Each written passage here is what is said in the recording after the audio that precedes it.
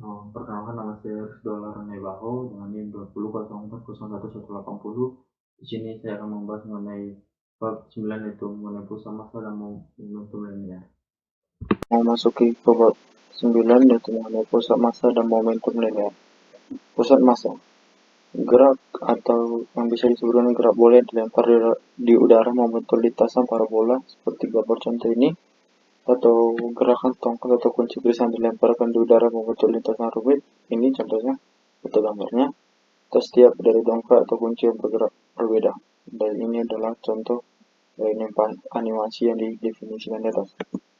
Konsep pusat massa dapat diperluas untuk sistem yang tersusun oleh banyak partikel dalam 3 dimensi, yaitu X, sama dengan M1 X1 tambah M2 X2 tambah M3 X3 tambah sampai seterusnya sampai Mn Xn per M, di mana sama dengan 1 per M sigma N I sama dengan 1 Mi Xi, dan Y sama dengan 1 per M sigma N I sama dengan 1 Mi Yi, X sama dengan 1 per M sigma N I sama dengan 1 Mi Xi dengan M adalah massa total sistem atau dalam bentuk vektor R Ri menuju sama dengan Xi 1 tambah Yij tambah Jik.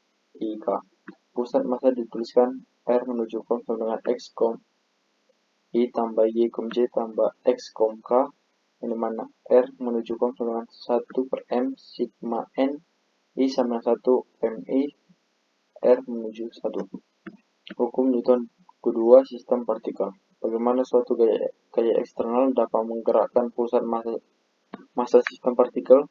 Contoh gerak beberapa bola biliar. Setiap bola bergerak berbeda arah, maka yang ditinjau adalah gerak pusat massa susunan bola. Fnet sama dengan MA menuju kom, di mana Fnet X sama dengan MA kom X, Fnet Y sama dengan MA kom Y, Fnet Z sama dengan MA kom Z. Percepatan pusat massa searah dengan gaya eksternal total. Persamaan di atas merupakan hukum Newton kedua untuk gerak pusat massa sistem partikel yang berlaku untuk benda kontinu. Momentum linear.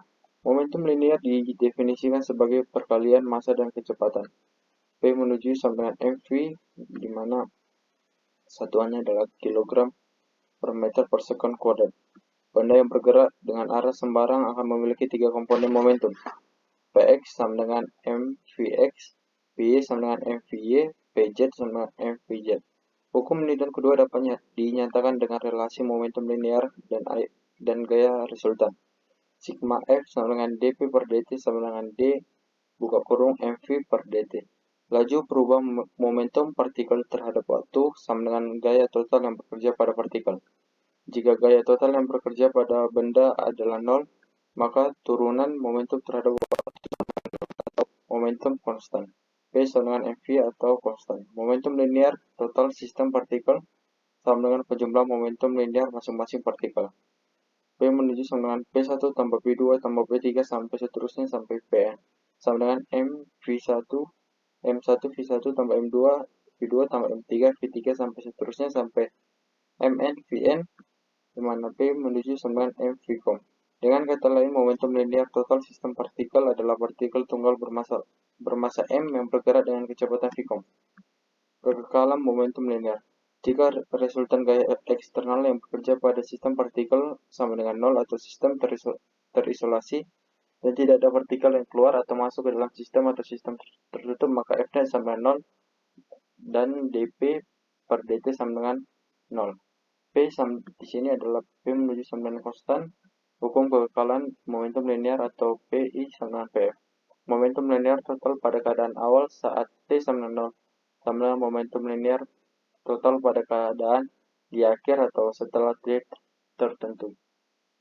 Sekian pembahasan mengenai pusat massa dan momentum linear. Saya ucapkan terima kasih.